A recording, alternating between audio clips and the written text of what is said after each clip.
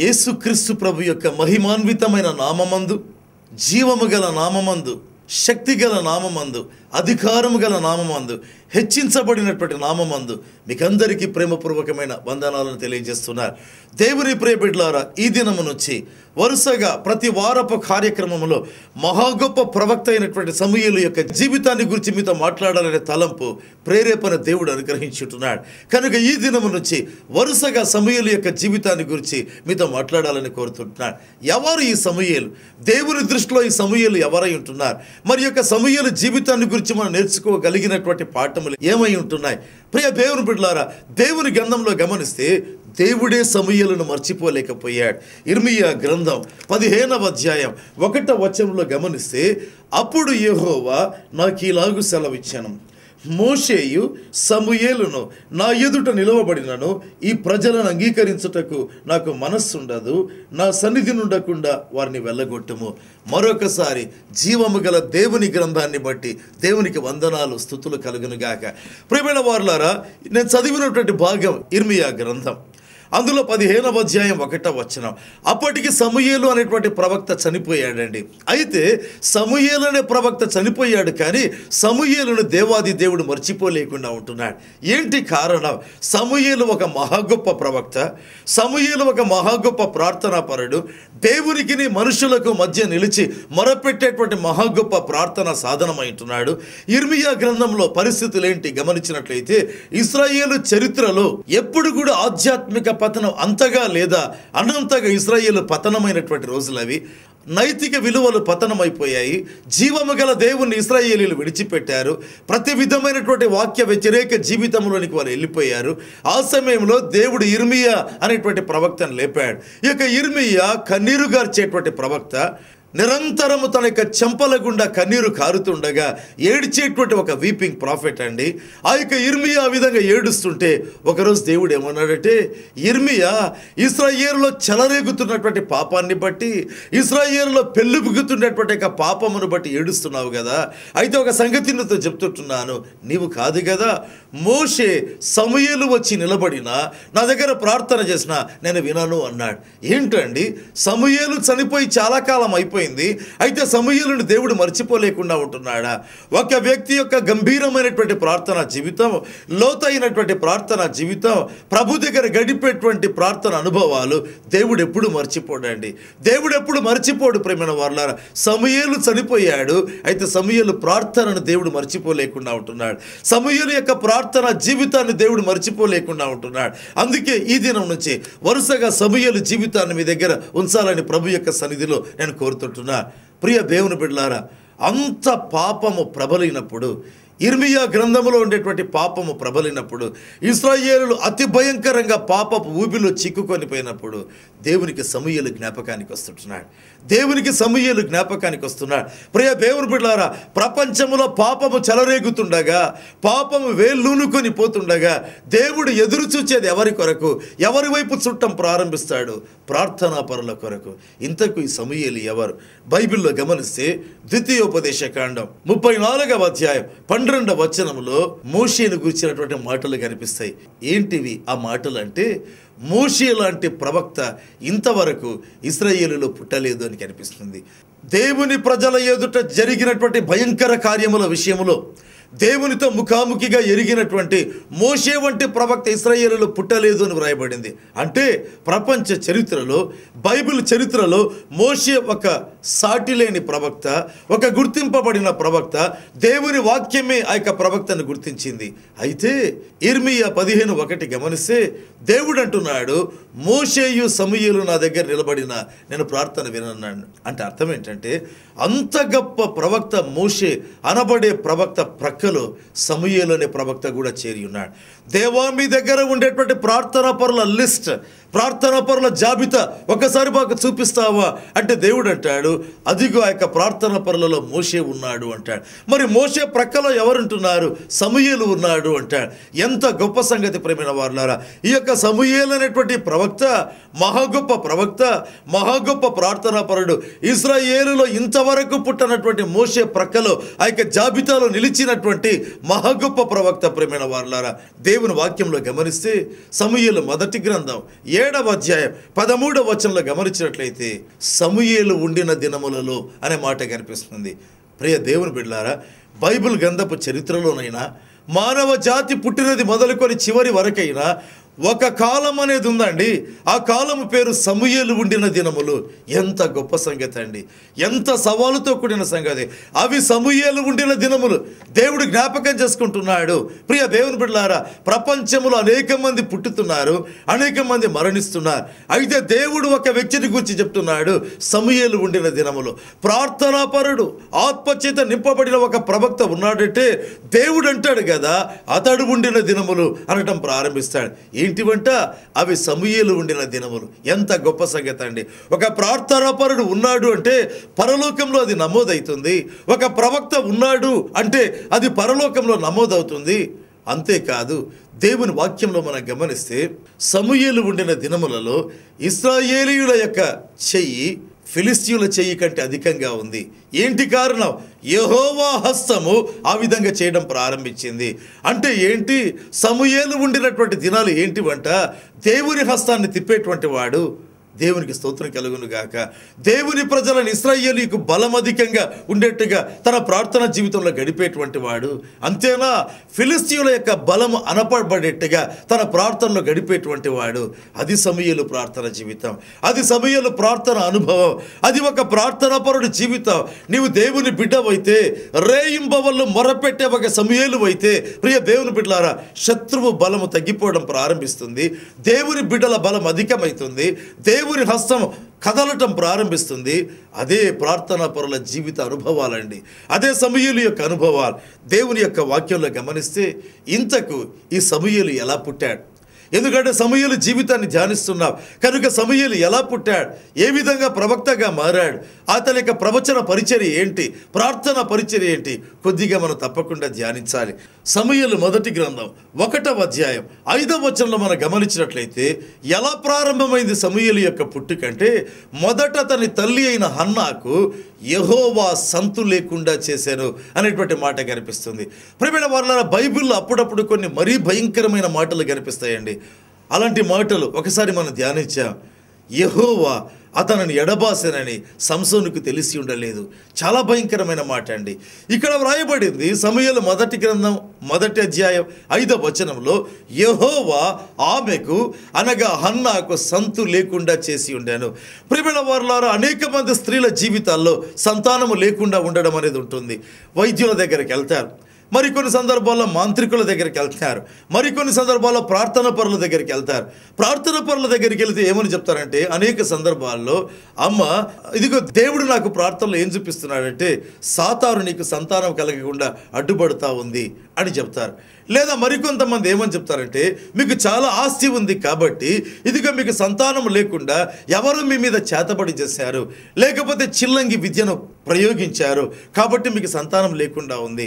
మరికొంతమంది చెప్తారు, ఏదో ఒక దోషం మీకు తగులుకొని ఉంది, ప్రార్థనలు నాకు తెలుస్తుంది, అందుకే మీకు సంతానం లేకుండా ఉంది అంటారు. అయితే ఏ ప్రార్థనా పరుడు కూడా అనేక సందర్భాల్లో నాకు తెలిసినంత వరకు యెహోవా నీకు సంతానము కలగకుండా చేశాననే మాట చెప్పరండి. ప్రియ దేవుని బిడ్డలారా, అంటే దర్శనములను గురించి నేను వ్యతిరేకంగా మాట్లాడటం లేదు, పరిశుద్ధాత్మ అనుభవాలను గురించి వ్యతిరేకంగా మాట్లాడటం లేదు. అయితే నేనేం చెప్తున్నానంటే, ఒకవేళ మాంత్రికుడు చేసిన ప్రయోగం ద్వారా లేకపోతే సంతానము కలగకుండా సాతాను యొక్క అడ్డు పడేటువంటి పరిస్థితుల ద్వారా సంతానము కలగకుండా పోతే ప్రార్థిస్తే అద్భుతం జరుగుతుంది. అయితే యెహోవానే సంతానము లేకుండా చేసినట్లయితే ఎవరు చేయగలరు? చాలా కాలం కిందట ఒక యవ్వన సహోదరి ప్రార్థనకు మా దగ్గరికి రావటం జరిగింది. ఆమెకి వివాహమై కొద్ది సంవత్సరాలు అయింది, అయితే సంతానం కలగలేదు. కాబట్టి ఆమె ఏం చేసిందంటే వైద్యుల దగ్గరికి వెళ్ళింది. ఆ యొక్క డాక్టర్స్ పరీక్షించి చెప్పినటువంటి మాట ఏదంటే, స్కానింగ్ తీసిన తర్వాత ఆమె యొక్క గర్భ సంచి తలక్రిందులుగా ఉంది. అంటే ఉండవలసిన పరిస్థితుల్లో కాకుండా పూర్తిగా తలక్రిందులుగా ఉంది. అది మొదటి సమస్య. రెండవ సమస్య ఏంటంటే ఆమె గర్భసంచి 7 సంవత్సరాల వయస్సు ఉండేటువంటి అమ్మాయికి ఎంత పరిమాణంలో ఉంటుందో అంతే పరిమాణంలో ఉంటుంది. ఆ పిదప యొక్క గర్భసంచి యొక్క పరిమాణం పెరగలేదు. అమెరికా దేశంలో ఉండేటువంటి శక్తివంతమైనటువంటి హార్మోన్స్ ఆ యొక్క మందులు వాడినా ఈ గర్భసంచి పరిమాణం పెరగదు. కాబట్టి మీ జీవితాంతము అదేవిధంగా సంతానం లేకుండా ఉండాలి అని చెప్పారు. అంతేకాకుండా ఆ యొక్క డాక్టర్ మరి యొక్క చేయకూడని పని చేశారు. ఏంటంటే ఆమె భర్తను పిలిపించి ఇదిగో ఈమెకు ఎప్పటికీ సంతానము కలగదు, ఏ మందు వాడినా కలగదు, కాబట్టి మరి యొక్క వివాహం చేసుకోమన్నారు. ఆ మాట ఆ భార్య విని నేరుగా ఏడుస్తూ మా కృప ప్రార్థన పరిచర్యను చేరుకునింది. ఆ సమయంలో ప్రార్థన గదిలో నేనున్నాను. నా వైపు చూసి బోరును ఏడవడం ప్రారంభించింది. సంతానము కలగదు అనేటువంటిది ఒకటైతే ఆ మాట భర్తకు చెప్పడం ఆమె హృదయాన్ని కృంగదీసింది. ఆమె ఏడుస్తూనింది, నా జీవితంలో ఎప్పటికీ సంతానము కలగదు అనింది. ప్రియ దేవుని బిడ్డలారా, ఆ సమయంలో ఆమె వైపు చూచాను. ఆమె తల మీద చేతులు ఉంచారు. భారముతో దుఃఖముతో ప్రార్థన చేయడం ప్రారంభించారు. ప్రార్థిస్తుండగా దేవుడు నా నేత్రాలు తెరిచాడు. ఆకాశము తెరవబడ్డం చూచారు. ఆ యొక్క తెరవబడిన ఆకాశంలోంచి దేవుని సన్నిధి దిగిరాటం చూచారు. ఒక మహా గొప్ప వెలుగు దిగిరాటం చూచారు. ఆమె మీదికి దిగి వచ్చి ఆమె యొక్క పొత్తి కడుపు భాగంలోనికి ప్రవేశించడం చూచాను. ప్రార్థన అయిపోయింది. ఆమె వైపు చూచి అన్నాను, సంతోషంగా వెళ్ళమ్మా అన్నాను. నాకు కలిగిన దర్శనం ఏదైంది చెప్పలేదు. ఒక మాట మాత్రం అన్నారు, సంతోషంగా వెళ్ళమన్నారు. ఆమె ఆ మాట నమ్మి వెళ్ళిపోయిందండి. మరుసటి నెల వచ్చింది, ఆమె గర్భవతిగా వచ్చిందండి. ఆమెకు పరీక్ష చేసిన స్కాన్ తీసినటువంటి డాక్టర్స్ నివ్వెరపోయేటువంటి అద్భుతాన్ని జరిగించాడు దేవుడు. ఆమె గర్భవతి అయింది. ఏంటి కారణం? ఏ అడ్డంకునైనా ప్రభు తొలగించగలడు ప్రేమైన వారలారా. ఆ పిదప ఆమె తనకు కలిగినటువంటి ఆ యొక్క కుమార్తెను తీసుకొని ప్రార్థనకు వచ్చి ప్రభును మహిమపరిచింది. తర్వాత 2వ సంతానం ప్రభు ఇచ్చాడు. అడగగా ఆ 2వ సంతానం ఆమెకు కలిగిన కుమారుడు. దేవుడు గొప్పవాడు. అయితే సమూయేలు మొదటి గ్రంథం 1వ అధ్యాయం 5వ వచనం మనం గమనించినట్లయితే ఆ యొక్క హన్నాకు యెహోవా సంతు లేకుండా చేశాడు. ఎంత వింత అండి, ఎంత భయంకరమైన పరిస్థితి. వాక్యంలో గమనిస్తే సమూయేలు 2వ గ్రంథం 6వ అధ్యాయం 22వ వచనంలో దేవుడు మీకాలుకు సంతానం లేకుండా చేశాడు. ఏంటి కారణం? మీకాలు గర్వించింది. ప్రియ దేవుని బిడ్డలారా, పాపములు ఎన్నో, పాపముల జాబితా ఎంతో వర్ణించలేమండి. అయితే అతి భయంకరమైన పాపం గర్వం, అతి భయంకరమైన పాపం అతిశయం. దేవుని యొక్క వాక్యంలో గమనించినట్లయితే ప్రియ దేవుని బిడ్డలారా, ఆ యొక్క మీకాలు దేవుని సన్నిధానంలో తన భర్త అయిన దావీదులాగా తగ్గించుకోలేకపోయింది. ఆమె మరణకాలము వరకు దేవుడు ఆమెకు సంతానం లేకుండా చేశాడు. అవునండి, దేవుడు సంతానం లేకుండా చేసినట్లయితే ఇక ఎవరు ఏం చేయలేరండి. హన్నాకు కూడా దేవుడు సంతానం లేకుండా చేశాడు. అయితే దేవుడే ఆమె గర్భాన్ని తెరిచాడు. ఆపిదప అందుకే సమూయేలు జన్మించాడు. దేవుని వాక్యంలో గమనిస్తే సమూయేలు మొదటి గ్రంథం 1వ అధ్యాయం 5వ వచనంలో హన్నాను గురించి వ్రాయబడింది. ఎల్కానాకు ప్రియముగా ఉంది అని వ్రాయబడింది. హన్నా ఎల్కానాకు ప్రియముగా ఉన్నట్లుగా దేవుని యొక్క వాక్యంలో రాయబడింది ప్రియమైన వారలారా. అయితే నాకు అనిపిస్తుంది ఆమె ఎల్కానాకు ప్రియంగా ఉంది అంటే తన భర్త అయిన ఎల్కానాకు ప్రియముగా ఉంది, తన దేవునికి ప్రియముగా ఉండలేకుండా పోతుంది. ప్రియ దేవుని బిడ్డలారా, విశ్వాసులారా, అనేక మంది స్త్రీల జీవితాల్లో ఉండేటువంటి సమస్య ఏంటంటే తన భర్తకు తాను ప్రియముగా ఉంటే ఎంతో ఆనందిస్తారు, ఎంతో కంఫర్టబుల్గా ఫీల్ అవుతారు. అది చాలా మంచిదే, నేను కాదని చెప్పడం లేదు. అలాగే నీ భర్తకు నీవు ప్రియముగా ఉన్నట్టుగా పరలోకమందలి దేవునికి కూడా ప్రియముగా ఉండాలి. పరలోకమందలి దేవదేవునికి ప్రియముగా ఉండాలి. లూకా సువార్త 2వ అధ్యాయం 52వ వచనం గమనిస్తే మన ప్రియ ప్రభు అయిన యేసుక్రీస్తుని గురించి వ్రాయబడింది. ఆయన మనుష్యుల దయ యందును దేవుని దయ యందును వర్ధిల్లుచుండనని వ్రాయబడింది. కేవలము మనుష్యుల దయలోనే కాదు, దేవుని దయలో కూడా వర్ధిల్లినట్లుగా దేవుని యొక్క వాక్యంలో రాయబడింది. అదేవిధంగా హన్నా ఎల్కానాకు ఏ విధంగా ప్రియముగా ఉందో పరలోకపు తండ్రి అయిన దేవునికి కూడా ప్రియముగా ఉంటే ఎంతో బాగుండేది. ఆ విధంగా లేదు కాబట్టే ఆమె గర్భము దేవుడు మూసివేశాడు. ఆమె గర్భము దేవుడు మూసివేశాడు. దేవుని ప్రియబిడ్డలారా, విశ్వాసులారా, మన జీవితంలో ఒక తాపత్రయం కలిగి ఉండాలి. ఏంటంటే నా దేవునికి నేను ప్రియముగా ఉండాలి, నా దేవునికి నేను ఇష్టపూర్వకంగా ఉండాలి. ఒకానొక దినమందు గబ్రియేలు అనే దేవదూత దిగి వచ్చాడు. దానియేలుతో మాట్లాడడం ప్రారంభించాడు. దానియేలు, నీవు బహుప్రియుడవు కనుక నీకు జవాబు ఇవ్వమని దేవుడు పంపించాడు. ఇదిగో అందుకే ప్రార్థన నువ్వు ప్రారంభించగానే జవాబు బయలుదేరింది. దానియేలు, ఏంటి కారణం? నువ్వు బహుప్రియుడవు, దేవునికి బహుప్రియుడవుగా ఉంటున్నావు. ఎంత గొప్ప సంగతి అండి. మన జీవితంలో, మన యొక్క ఆధ్యాత్మిక అనుభవాలలో లోపల ఎల్లప్పుడూ ఒక బలమైన కోరిక ఉండాలి. ఏంటంటే నా దేవునికి నేను ప్రియముగా ఉండాలి, నా దేవునికి నేను బహుప్రియముగా ఉండాలి. ప్రభు యేసు ఈ దినాన మాట్లాడుతున్నాడు. ప్రభు యేసు ఈ దినాన నీతో నాతో మాట్లాడుతుంటున్నాడు. దేవుని ప్రియబిడ్డలారా, వాక్యంలో గమనించినట్లయితే సమూయేలు మొదటి గ్రంథం 1వ అధ్యాయం 7వ వచనం చూస్తే హన్నా దేవుని మందిరమునకు వెళ్ళినప్పుడెల్లా అని వ్రాయబడింది. హన్నా దేవుని మందిరమునకు వెళ్ళినప్పుడెల్లా అంటే అర్థం ఏంటండి? హన్నా ఎవరు? దేవుని మందిరానికి వెళ్ళేది ఒకసారి వెళ్ళిన వ్యక్తి కాదు, వెళ్ళేటువంటి అనుభవాలు కలిగింది. ఆనాటి ధర్మశాస్త్ర పద్ధతి ప్రకారం, ఆనాడు మోషే నియమించినటువంటి ధర్మశాస్త్ర పద్ధతి ప్రకారం ఆమె దేవుని మందిరానికి వెళ్ళే అలవాటు కలిగినటువంటి వ్యక్తి. అయితే వింత చెప్పమంటారా? అలవాటు ప్రకారం దేవుని మందిరానికి వెళ్ళేది, కానీ ఎన్నడూ నిజమైన ప్రార్థన చేయలేదండి. అలవాటు ప్రకారం దేవుని మందిరానికి వెళ్ళేది. ఈనాడు క్రైస్తవులలో ప్రియ దేవుని బిడ్డలారా, ఆదివారం అవ్వగానే అలవాటు ప్రకారం చర్చెస్కి వెళ్ళేవారు, మందిరాలకు వెళ్ళేటువంటి వారి సంఖ్య దాదాపు 190% అండి, లేదా 100% ప్రేమైన వారులారా. అయితే వారి జీవితంలో ఏ ఆధ్యాత్మిక అనుభవం ఉండదు, ఏ ఆధ్యాత్మిక మేలు కలగదు. హన్నా దేవుని మందిరమునకు పోవునప్పుడెల్లా, ఆ మాట జ్ఞాపకం చేసుకుందాం. ఎందుకు హన్నా దేవునికి ప్రియముగా ఉండలేకపోయింది? ఒక కారణం అంటే ఆమె మందిరానికి వెళుతుంది, అయితే నామినల్ క్రిస్టియన్ అండి, నామకార్థంగా అంతే. ఎన్నడూ నిజముగా దేవునికి ప్రార్థన చేయలేదు, ఎన్నడూ నిజముగా దేవునికి మొరపెట్టలేదు, ఎన్నడూ దేవునికి నిజముగా సమీపించి ప్రార్థన చేయలేదు. ప్రియ దేవుని బిడ్డలారా, అనేక సందర్భాల్లో మన యొక్క భక్తి ఆచారప్రదంగా ఉంటుంది అని మనం గమనించలేం. అనేక సందర్భాల్లో మన యొక్క విశ్వాసం ట్రెడిషనల్గా ఉంటుంది, అంటే ఆచారప్రదంగా ఉంటుంది, అంతేకాని దేవుని దగ్గర నుంచి పొందేటువంటి రీతిలో ఉండదు అనేటువంటిది మనం గుర్తించలేకుండా ఉంటాం. హన్నా దేవుని మందిరమునకు వెళ్ళేటువంటి అనుభవం ఉంది. అయితే ఒకసారి మాత్రమే ఆమె చేసిన ప్రార్థన దేవుడు జవాబిచ్చాడు. అయితే మిగిలిన సందర్భాలు, ఎన్ని సందర్భాల్లో ఆమె దేవుని మందిరానికి వెళ్ళిందో ఆమె దేవుని దగ్గర ప్రార్థించినట్టుగా కనిపించదు. ప్రార్థించి ఉండవచ్చు, అయితే ఒక నామకార్థ ప్రార్థన, ఆచారప్రదమైనటువంటి ప్రార్థన, అంతేగాని ఒక నిజమైన ప్రార్థన రాలేదు.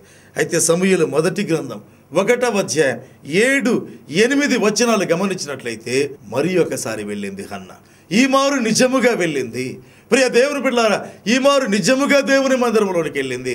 7వ వచనం చివర కనిపిస్తుంది, ఆమె ఏడవడం ప్రారంభించింది. Praise the lord. 8వ వచనంలో కూడా గమనిస్తే ఆమె ఏడ్చినట్లుగా కనిపిస్తుంది. అయితే ఈ మారు దేవుని మందిరంలో ఏడ్చిందా? కాదండి, తన భర్త అయిన ఎల్కానా దగ్గర ఏడుస్తూ ఉంది. ప్రియమైన వారులారా, దేవుని బిడ్డలకు 2 రకములైన ఏడుపులు ఉన్నాయండి. ఒక ఏడుపు మనిషి దగ్గర ఏడుస్తారు, సమాజము దగ్గర ఏడుస్తారు, మరి ఒక ఏడుపు దేవుని దగ్గర ఏడుస్తారు. మనుష్యుల దగ్గర ఒక వ్యక్తి ఏడుస్తే మనుష్యుల యొక్క సింపతి పొందుతారు, మనుష్యుల ద్వారా కనికరించబడవచ్చు, కొన్ని సందర్భాల్లో కనికరించబడకపోవచ్చు. మనుషుల వద్ద ఏడుస్తే మనుషుల యొక్క ఐ క్యాచింగ్గా ఉంటుంది, అంటే మనుషుల యొక్క కళ్ళలో ఏడ్చేటువంటి వ్యక్తి పడతారు. అయితే అనేక సందర్భాల్లో దేవుని దగ్గర వారు గుర్తింపు పొందలేకుండా ఉంటారు. 7వ వచనంలో ఆమె ఏడుపు ప్రారంభమైంది. 8వ వచనంలో ఎల్కానా అంటున్నాడు. ఎల్కానా ఆమెను ఆదరించడం ప్రారంభించాడు. హన్నా, నువ్వెందుకు ఏడుస్తున్నావు అంటున్నాడు. ప్రియమైనటువంటి వారులారా, మనుష్యుల దగ్గర ఏడుస్తే మనుష్యులు ఆదరిస్తారు, దేవుని దగ్గర ఏడుస్తే దేవుడు ఆదరిస్తాడు. ఎల్కానా చెప్పినటువంటి మాట 7-8 వచనాలలో, ముఖ్యంగా 8వ వచనంలో, ఇదిగో హన్నా, నువ్వెందుకు ఏడుస్తుంటున్నావు? అనేక మంది కుమారుల కంటే నేను నీకు ముఖ్యమైన వ్యక్తిని కాదా? నేను నీకున్నాను కదా? ప్రియమైన వారులారా, మనుష్యులు ఆదరిస్తారు మనం కన్నీరు గార్చినప్పుడు. అయితే వారి ఆదరణ మన యొక్క మౌలికమైన సమస్యకు జవాబు కాదు. హన్నా యొక్క సమస్య తనకు కుమారుడు కలగాలి అంటుంది. ఎల్కానా ఇచ్చేటువంటి జవాబు, కుమారులు లేకున్నా పర్వాలేదు, నేనున్నాను కదా అంటున్నాడు. అక్కడ ఆదరణ ఉంది, సమస్యకు జవాబు లేదు. అయితే దేవుని దగ్గర కన్నీరు గారిస్తే సమస్యకు జవాబు ఉంది, ఆదరణ ఉంది. ప్రియ దేవుని బిడ్డలారా, మన జీవితాల్లో మనం తెలుసుకోవాలి, మన యొక్క భావాలు, మన యొక్క వేదన, మన యొక్క భావోద్వేగం కుమ్మరించవలసింది మనుషుల దగ్గర కాదు, కుమ్మరించవలసింది సమాజము దగ్గర కాదు, కుమ్మరించవలసింది దేవాది దేవుని దగ్గర.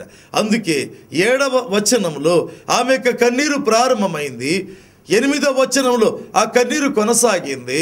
అయితే ఆ కన్నీటికి జవాబు లేదు, ఆ కన్నీటికి జవాబు లేదు. అనేక సందర్భాల్లో దేవుని బిడ్డలైనటువంటి మనం కన్నీరు కారుస్తాం, అది మనుషుల దగ్గరే, అయితే జవాబు రాదు. విసుక్కుంటాం, అది మనుషుల దగ్గరే, అయితే జవాబు రాదు. ప్రయత్నాలు చేస్తాం, అది మనుషుల దగ్గరే, అయితే జవాబు రాదు. అయితే ఎప్పుడు ఒక వ్యక్తి దేవదేవుని మందిరంలోకి వెళ్తారో, ఎప్పుడు ఒక వ్యక్తి దేవదేవుని మందిరంలోనికి వెళ్తారో, ప్రియ దేవుని బిడ్డలారా, ఎప్పుడు తమ యొక్క భావాలు, తమ యొక్క దుఃఖము, తమ యొక్క వేదన, తమ యొక్క కన్నీరు ప్రభు దగ్గర కార్చడం ప్రారంభిస్తారో, దేవుని సన్నిధానంలో కార్చడం ప్రారంభిస్తారో, ఆ ప్రార్థనకు జవాబు ఉంది, ఆ కన్నీటికి జవాబు ఉంది, ఆ యొక్క వేదనకు జవాబు ఉంది. ఆ దేవుడు నీ కన్నీరు చూచేటువంటి దేవుడు, ఆ దేవుడు నీ యొక్క బాధ, నీ యొక్క వేదనను అర్థం చేసుకునేటువంటి దేవుడు. సమూయేలు మొదటి గ్రంథం 1వ అధ్యాయం 10వ వచనంలో గమనిస్తే ఈ మారు దేవుని మందిరంలోనికి వచ్చిందండి. బహు దుఃఖాక్రాంతురాలై ఏడుస్తూ మందిరంలోనికి ప్రవేశించినట్లుగా దేవుని యొక్క వాక్యాలు చూస్తాం. ప్రియ దేవుని బిడ్డలారా, 2 రకాలైన ఏడుపులు. మనుషుల దగ్గర ఒక ఏడుపు, జవాబు లేని ఏడుపు. కొన్ని సందర్భాల్లో జవాబులు రావచ్చు, అయితే దేవుని దగ్గర ఉండేటువంటి కన్నీరు ఉంది, దేవుని దగ్గర ఉండే వేదన ఉంది, అది ఎవరు వర్ణించలేరండి. దానికి తక్షణం పరలోకము స్పందిస్తుంది, దానికి తక్షణం దేవాది దేవుడు అవును ఆమేన్ అని చెప్పడం ప్రారంభిస్తాడు. మరి హన్నా చేసిన కన్నీటి ప్రార్థన, ఆ యొక్క కన్నీటి ప్రార్థనలో ఉండే లోతులు ఏంటి, ఆ కన్నీటి ప్రార్థనలో ఉండే భారం ఏంటి, ఆ కన్నీటి ప్రార్థన యొక్క అనుభవాలు ఏంటి, కన్నీటి ప్రార్థనకు దేవుడు ఎలా స్పందిస్తాడు, జవాబిస్తాడు. వచ్చే వారం దేవుని యొక్క వాక్యంలో మనం ధ్యానిస్తాం. మరి ప్రభు సన్నిధానంలో ఆ యొక్క హన్నా ప్రార్థన, హన్నా జీవితాన్ని ధ్యానిస్తుండగా నీ జీవితంలో కూడా ఇప్పుడు ఒక తీర్మానం చేసుకోవాలి. ఏంటి, నా దేవా, మనుష్యుల దగ్గర నేను నా యొక్క సమస్యలు చెప్పి విన్నవించి విసుగెత్తాను. ఇప్పుడు నా ఎదుట ఉండేది ఒకటి, మీరే నా గురి, మీరే నా గమ్యం, మీరే నా ఆశ్రయం అని చెప్పి ప్రభు దగ్గర తగ్గించుకుందాం. తగ్గించుకొని ప్రభు అయినటువంటి దేవుని దగ్గర ప్రార్థనలోనికి వెళ్ళడం ప్రారంభిస్తాం. తలలు వంచి ప్రార్థిస్తాం. ప్రేమగల జీవము గల మా తండ్రి, సకల ఆశీర్వచనముల కంటే మించిన మీ ఘననామము స్తుతింపబడుగాక, ఆరాధించబడుగాక, మహిమపరచబడుగాక. మహా గొప్ప ప్రవక్త, ప్రార్థనాపరుడైన సమూయేలు యొక్క జీవితాన్ని మేము ధ్యానిస్తుండగా తండ్రి, మీరు ఇస్తున్న ఆధ్యాత్మిక తలంపులకై వందనాలు. దేవుని ఆత్మ దిగివచ్చునుగాక, దేవుని ఆత్మ దిగివచ్చునుగాక. సమూయేలును ప్రేరేపించిన ఆత్మ, ఎలీషాను ప్రేరేపించిన ఆత్మ, ఏలియాను ప్రేరేపించినటువంటి ఆత్మ ఒక్కొక్క వ్యక్తి మీదకి దిగివచ్చునుగాక. ప్రార్థన విజ్ఞాపనములు చేసిన ఆత్మ ఒక్కొక్కరి మీదకి చాలా బలముగా దిగివచ్చునుగాక. నాయనా ప్రభువ, ఎవరి జీవితంలో అయితే కన్నీరు ఉందో ప్రభు, ఎవరైతే ఈ సమయంలో నిజ దేవుని దగ్గర కన్నీరు కారుస్తున్నారో, వేదనా భరితంగా ప్రార్థిస్తున్నారో, వారి హృదయంలోని వేదన ఏదైనా ప్రభువ మీ ఆత్మ దిగి వస్తుండగా మీ కార్యాలు జరిగించండి, మీ కార్యాలు జరిగించండి, మీ కార్యాలు జరిగించండి, మీ కార్యాలు జరిగించండి. దేవా, వారి కన్నిటికి జవాబు ఇవ్వండి ప్రభువ, వారి యొక్క బాధకు జవాబు ఇవ్వండి నాయన, వారి వేదనకు జవాబు ఇవ్వండి నాయన, వారి యొక్క కష్టములకు జవాబు ఇవ్వండి నాయన. నాయన, వారి యొక్క ఉద్యోగములలో, వారి యొక్క డిపార్ట్మెంట్స్లో నాయన సమస్యలు కలిగి బాధపడే మీ బిడ్డలను చూపిస్తుంటున్నారు ప్రభువ. దేవా, మీ ఆత్మ దిగి వస్తుండగా వారి వేదనకు జవాబు ఇవ్వండి నాయన, వారి యొక్క కన్నీటికి జవాబు ఇవ్వండి ప్రభువ, వారి బాధకు జవాబు ఇవ్వండి నాయన. అద్భుతము జరుగునుగాక యేసు నామమందు, సూచక క్రియ జరుగునుగాక యేసు నామమందు, వింతలు జరుగునుగాక యేసు క్రీస్తు నామమందు. వారికి వారి ఉద్యోగములలో ఉండేటువంటి అనానుకూల పరిస్థితులు తొలగిపోవునుగాక యేసు క్రీస్తు యొక్క శ్రేష్టమైన నామమందు. తండ్రి, మీకు వందనాలు. ఎవరి జీవితాల్లో ప్రభువ మేము వాక్యంలో విన్నట్లుగా సంతానము లేకుండా బాధపడుతున్నారు, నా దేవా, మీరు మహిమగల దేవుడవు ప్రభువ, సజీవ జీవమైన దేవుడో ప్రభువా, కనుక అది ఏ కారణమైన నాయన, సంతాన లేమికి ఏ కారణమైన ప్రభువా, యేసు నామమందు ప్రకటిస్తుంటున్నాను. అలాంటి సహోదరుల జీవితాలలో, శరీరాలలో సంతానము కలుగునుగాక. యేసుక్రీస్తు నామమందు, యేసుక్రీస్తు నామమందు, యేసుక్రీస్తు నామమందు, ప్రభు అయిన యేసు నామమందు. తండ్రి మీకు స్తోత్రం, మీకు స్తోత్రం తండ్రి, మీకు స్తోత్రం తండ్రి, మీకు స్తోత్రం ప్రభువా. కొంతమంది అయితే నాయన వరుసగా ప్రభువా కుమార్తెలను కలిగి ఈ మారు కుమారుడు కలగాలి అనేటువంటి తాపత్రయం కలిగి ఉండగా ప్రభువా మా దేవా మీ దగ్గర వేడుకుంటున్నా.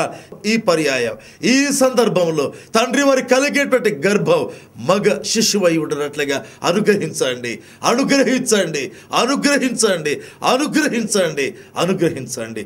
ఒకవేళ నాయన వరుసగా మగ పిల్లలు కలిగి తండ్రి మారు ఫీమేల్ చైల్డ్, ఆడ శిశువు కలగాలి ఆడ తలంపు కలిగి ఉంటే అద్భుతము జరిగించండి, అద్భుతము జరిగించండి, అద్భుతము జరిగించండి నాయన. సూచక క్రియ జరిగించండి ప్రభువా. ప్రతి వ్యాధిని తొలగించండి ప్రభువా, ప్రతి సమస్యను తొలగించండి, శరీరంలోని గడ్డలను తొలగించండి. అవి మాయమగునట్లుగా చేయండి, అవి మాయమగునట్లుగా చేయండి, అవి నిజముగా మాయమగునట్లుగా చేయండి. మీకు స్తుతి, మీకు స్తుతి, మీకు స్తుతి కలుగును గాక ప్రభువా. ప్రతి విధమైన కాన్ఫిడెన్షియల్ ప్రాబ్లం, రహస్యమైన సమస్యలు తొలగించండి, తొలగించండి, తొలగించండి నాయన, తొలగించండి. మీరు కురిపిస్తున్న వర్షములకై వందనాలు, వందనాలు, వందనాలు. వర్షములు అధికం చేయండి ప్రభువా. నాయన మా దేశం అంతటా, దక్షిణ భారతదేశం అంతటా, ఆంధ్రప్రదేశ్లో వర్షములు అధికం చేయండి, అధికము చేయండి, అధికం చేయండి ప్రభువా. అంతేకాదు దేవా, ప్రియ దేవా, మీ పాదములను ఆశ్రయిస్తుంటున్నాను ప్రభువా. మీ హస్తము చాపబడి ఉండగా స్వైన్ ఫ్లూ అనేక జ్వరం మా యొక్క దేశంలో లేకుండా తొలగించండి నాయన, బంధించండి ప్రభువా, బంధించండి. క్యాన్సర్ వ్యాధిగ్రస్తులు, ఎయిడ్స్ వ్యాధిగ్రస్తులను స్వస్థపరచండి, స్వస్థపరచండి, స్వస్థపరచండి. ప్రత్యేకంగా ప్రియదేవ, గొప్ప దేవ మీ దగ్గర ప్రార్థిస్తున్నాను. కృపా గడియల టీవీ కార్యక్రమాన్ని స్పాన్సర్ చేసిన మీ ప్రియ బిడ్డల కుటుంబాన్ని జ్ఞాపకం చేస్తున్నాను. వారికి మేలు, వారికి మేలు, వారికి మేలు నాయనా, వారికి ఆశీర్వాదం, వారికి అద్భుతాలు, వారికి దీవెనలు ప్రసాదించండి. వారి యొక్క కానుకల ద్వారా లక్షలాది మంది కార్యక్రమాన్ని చూసి దీవించబడుతుండగా వారికి దీవెనలు నిండుగా దండిగా ప్రసాదించండి ప్రభువా. అదేవిధంగా ప్రతి నెల కృప గడియల కార్యక్రమం కొరకై తమ యొక్క కానుకలు మానక పంపుతున్న మీ ప్రియ బిడ్డలను సమృద్ధిగా దీవించండి. వారికి మేళ్ళు, ఆశీర్వాదాలు, కృప అనుగ్రహించండి నాయన. మీకు స్తుతి చెల్లిస్తూ యేసు పేరుతో అడుగుతున్నాను తండ్రి, ఆమేన్.